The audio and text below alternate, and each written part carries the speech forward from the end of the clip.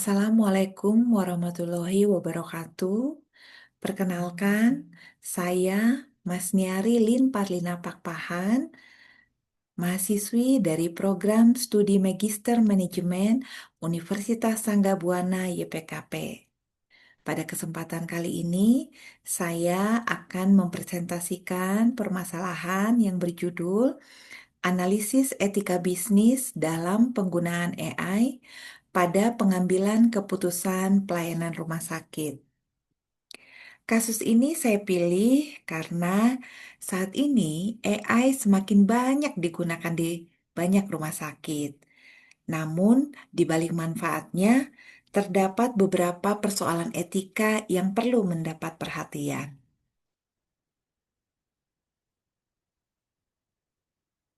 Pada slide ini, saya ingin menjelaskan mengapa topik ini penting untuk diangkat. Kita ketahui bersama bahwa saat ini AI telah banyak membantu rumah sakit dalam berbagai hal. Misalnya, membantu diagnosis penyakit pasien, memprediksi lama rawat inap, hingga meningkatkan efisiensi pelayanan. Namun, ternyata penggunaan AI menimbulkan tantangan. Algoritma bisa menghasilkan keputusan yang bias, lalu kurang transparan, bahkan berpotensi merugikan pasien. Padahal WHO di tahun 2021 sudah menegaskan bahwa AI di bidang kesehatan itu harus memenuhi prinsip keselamatan, transparansi, keadilan, dan akuntabilitas. Artinya, keberhasilan AI ini tuh tidak hanya diukur dari kecanggihannya saja, tapi juga dari apakah AI ini digunakan secara etis. Kasus yang saya analisis terjadi pada sebuah rumah sakit swasta yang menggunakan AI untuk menentukan prioritas pasien, memprediksi lama rawat inap, dan memberikan rekomendasi tindakan medis.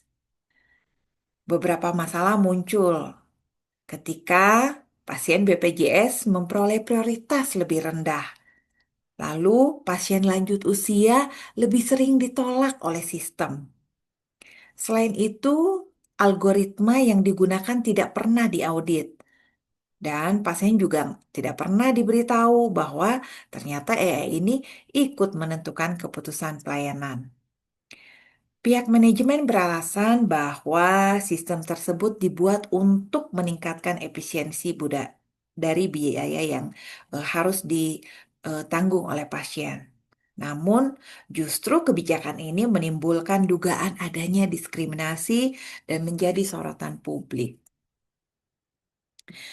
Dari kasus tersebut, saya menemukan 4 permasalahan etika utama.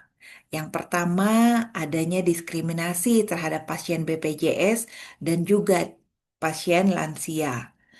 Yang kedua, kurangnya transparansi karena pasien tidak mengetahui bahwa AI ikut menentukan keputusan pelayanan.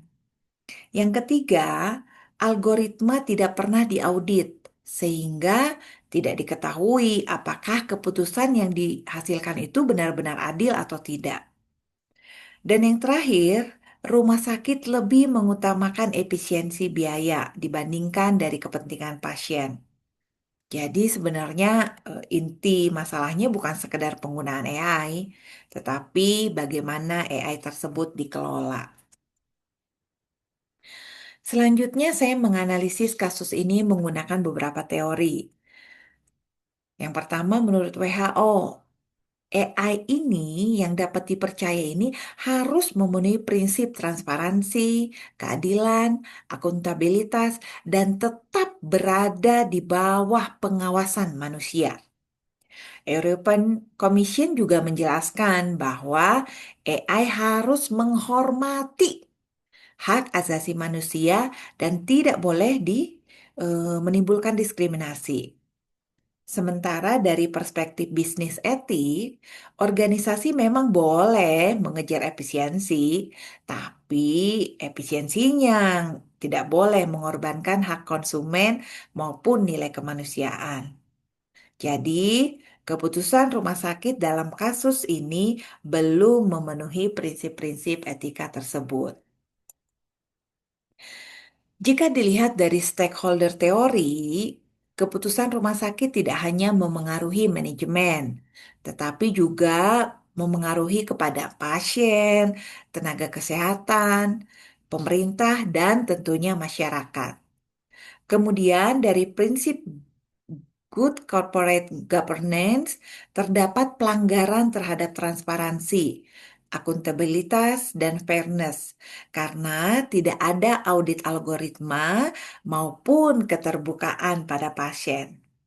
Sedangkan dari perspektif ESG, aspek sosial dan tata kelola ternyata masih sangat lemah karena sistem belum mampu menjamin pelayanan yang adil bagi seluruh pasien.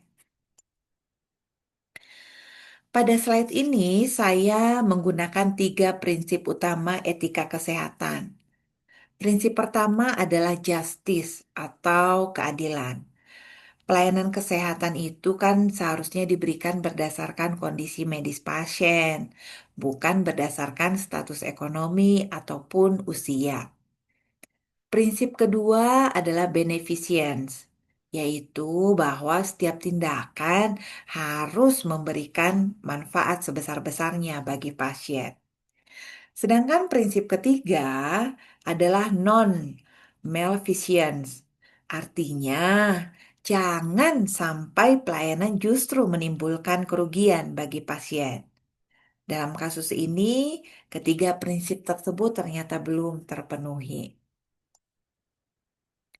Kemudian siapa saja yang terdampak? Yang paling terdampak tentunya adalah pasien ya, karena mereka yang mengalami diskriminasi pelayanan.